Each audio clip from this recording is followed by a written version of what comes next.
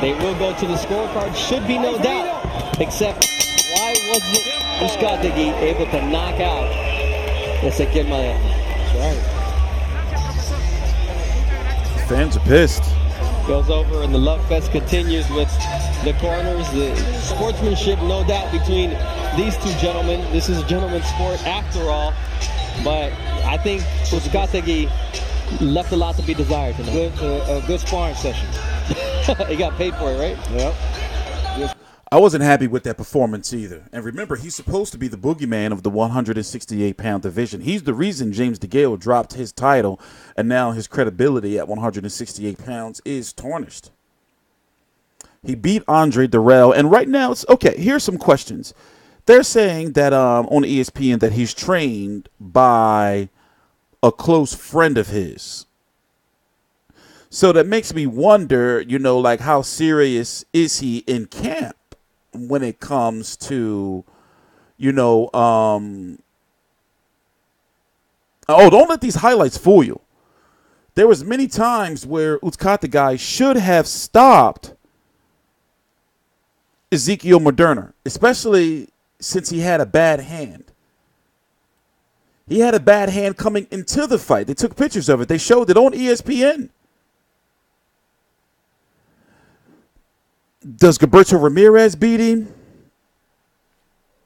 Tonight, looking at what I've seen, and even though Gilberto Ramirez has had some rocky performances in his last two 50-50 fights, from what I've seen, does Jesse Hart beat him? I think so.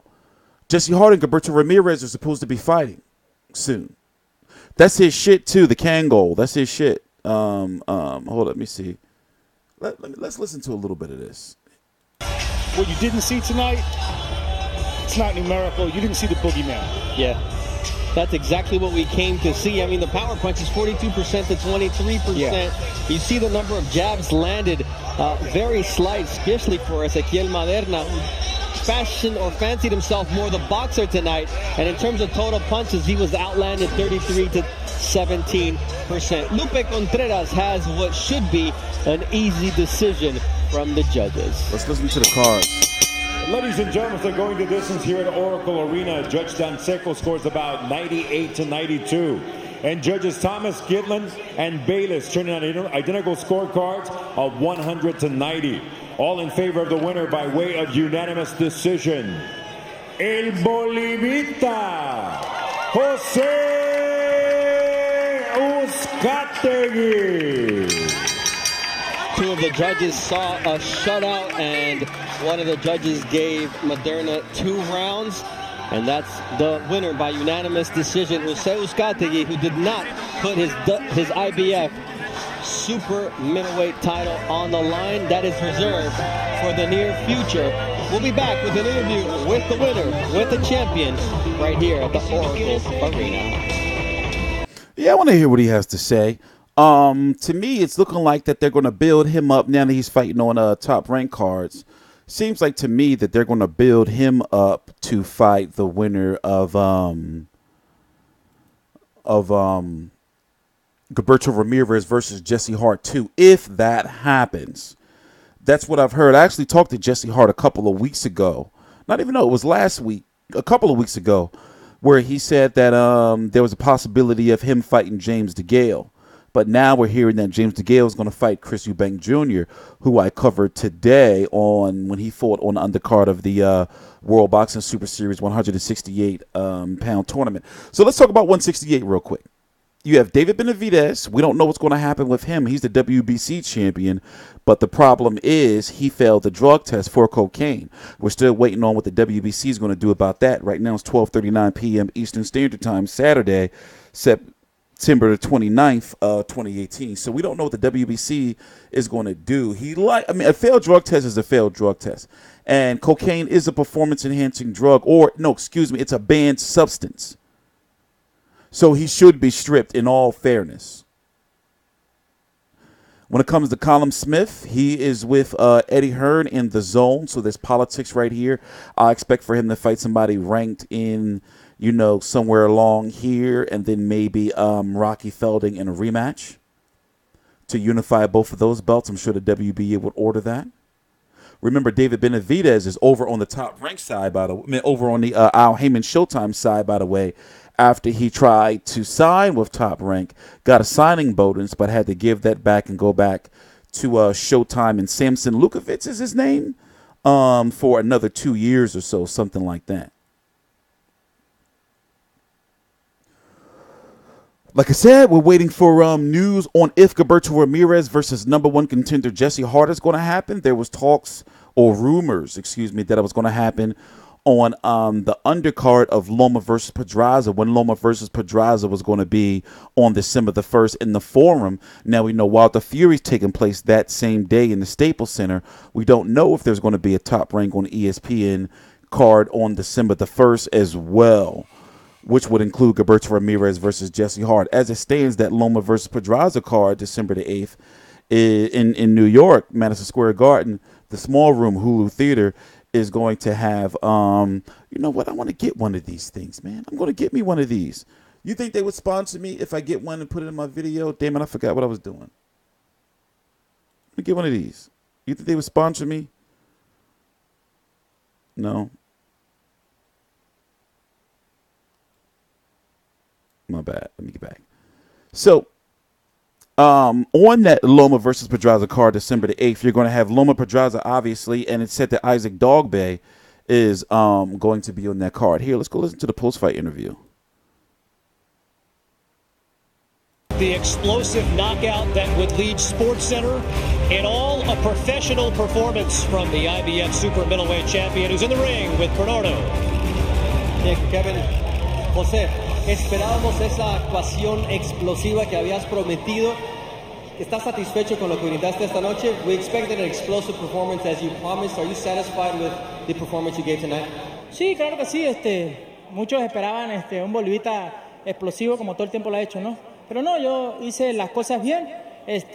Fue la estrategia de mi entrenador y mía, ¿no? Para ver si los que están como campeones me aceptan a pelear conmigo, ¿no? Yo pienso que haciendo este plan de pelea, muchos se van a confiar en que Bolivita no tiene nivel, ¿no? Yo pienso que una de las estrategias más buenas que hicimos en este combate fue tratar de sacar los 10 rounds para que Plan, Ramírez, Benavidez acepten una pelea conmigo, ¿no?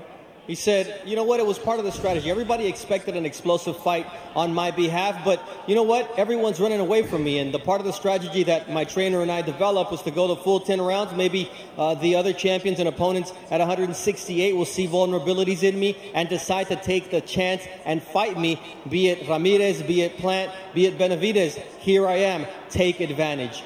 ¿Qué te faltó? What did you lack tonight? No, créeme que nada. Yo hice las cosas, todos los 10 rounds los hice bien. Mi entrenador y yo, fue el plan que sacamos, ¿no? Ir round por round. Bueno, el argentino vino también preparado. Es un peleador que aguanta golpes. Pensé que en uno de los golpes que le iba de contragolpes iba a caer, pero no. Pero bueno, pienso que es una experiencia muy bonita para mí, ¿no? Uno de los primeros boxeadores que me llega a la larga, ¿no? De 10 rounds. He said, you know, it was all part of the plan. I'm very happy with my performance. And at the end, the Argentinian came to fight. He came to take a lot of shots, and I got to give him credit for that. But that was the plan. So I'm happy with my performance, and he lasted the 10 rounds. ¿A quién quieres tú enfrentar? Porque sé que estando con Sanford, tú tienes la capacidad de unificar. Being with Sanford, that gives you the opportunity to go across the aisle and unify with anybody. Who do you want to unify the belt with? Bueno, primero que nada, enfrentar al mandatorio de la FIS, que es Caleb Plan. Ya ganándole a Plan, quiero a Ramírez. Muchas veces se lo voy a repetir. Quiero a Gilberto Ramírez arriba del ring conmigo. Será una buena pelea entre dos mexicanos. He said, hey, I know that first things first, I've got to take on Caleb Plant, who's my IBF mandatory, but you heard the name. Gilberto Zurdo Ramirez. Ramirez. That's who I want. Let's make it happen. All right, it's been a good night of action. Kevin, Andre, we send it back to you. All right, Bernardo, thanks very much. Caleb Plant is an Al Heyman fighter, PBC Showtime fighter. I forgot when the last time I saw him fight. Was it on PBC on Bounce? I don't remember. Let me go check. Uzcategui, that was a very good answer. And watching the fight, it did look like he could have turned up whenever he wanted to, right?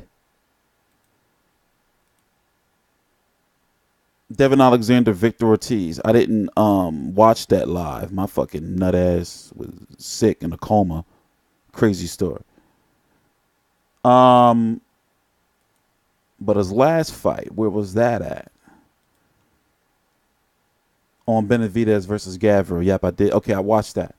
I mean, he's right. With the IBF is the strictest of the sanctioning bodies, the most stringent of the sanctioning bodies. So when they say you have to fight your mandatory, you have to fight your mandatory. It's going to be interesting to see what Al Heyman does, because this is likely going to go to a it could go. I'm not going to say it's likely. It could go to a purse bid, and it could end up being both of these fighters' biggest payday. You know, depending. So Ramirez really wants to move to 175 pounds. So I'm figuring that Jesse Hart, you know, depending on what happens with the rematch with him and Jesse Hart, because Jesse Hart is his mandatory. But however, a unification is supposed to trump a mandatory. And I don't know if Caleb Plant and his team would push the issue and stop a Ramirez versus a Uzcategui. Maybe they would wait to fight the winner of that and then have the shot at 2 belts. And there probably would still be a purse bid involved. But then you have to factor in, well, what about Jesse Hart? So that's going to be interesting. In regards to David Benavidez and his situation and what's going to happen on the WBC side, we can't talk about it yet. You know, there's too much stuff that's got to be taken care of over there. For example, the WBC could order Anthony Durrell and Jesse Hart to fight. When it comes to Colin Smith and his WBA title, he's with the Zone. It's a network political issue right there. We'll see though. I'm TstreeT Controversy. This is TstreeT Controversy Live. Please subscribe.